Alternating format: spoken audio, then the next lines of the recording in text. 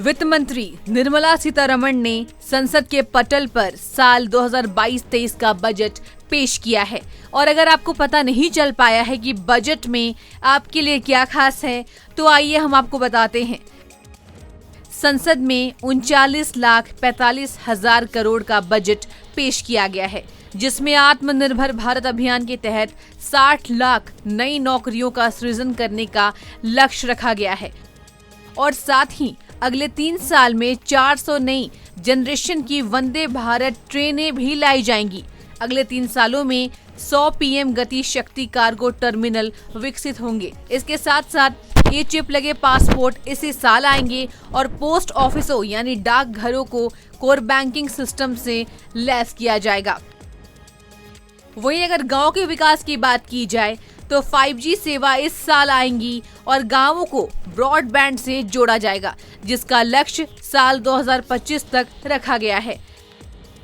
सरकार ने साफ ऊर्जा के निर्माण के लिए सौर ऊर्जा के क्षेत्र में 19,500 करोड़ के निवेश का फैसला लिया है। हालांकि इस बजट में किसी भी टैक्स स्लैब में बदलाव नहीं किया गया है, लेकिन अगर ITR फाइल करने में कोई गलती हो जाती है तो उसको सुधारने की छूट भी सरकार ने दी है।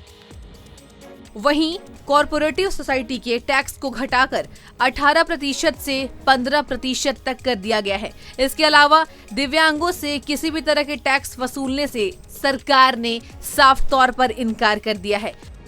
विकास कार्यों की बात की जाए तो इस बजट में बड़ा निवेश हाईवे बनाने के लिए किया गया है। देश में लगभग 25,000 किलोमीटर लंबे हाईवे बनाने की बात भी सरकार ने इसी बजट में कही है। और अगर बात की जाए तो क्या सस्ता हुआ और क्या महंगा हुआ, तो उसमें सबसे पहले कपड़े, चमड़े का सामान, मोबाइल फोन, चार्जर, जूते, रत्न पत्थर और हीरे के गहने, आर्टिफिशियल ज्वेलरी, पेट्रोलियम प्रोडक्ट्स के लिए जरूरी रसायनों पर कस्टम ड्यूटी, स्टील स्क्रैप पर कंसेशन कस्टम ड्यूटी 1 साल के लिए बढ़ाई गई है। यानी ये सब सस्ता हुआ है। लेकिन अगर आप किसी भी तरह की डिजिटल करेंसी में इन्वेस्ट करते हैं तो आपको सरकार को करीब 30% तक टैक्स देना पड़ेगा और आपको घाटा भी होता है, तो ये शर्तें आपको माननी होगी।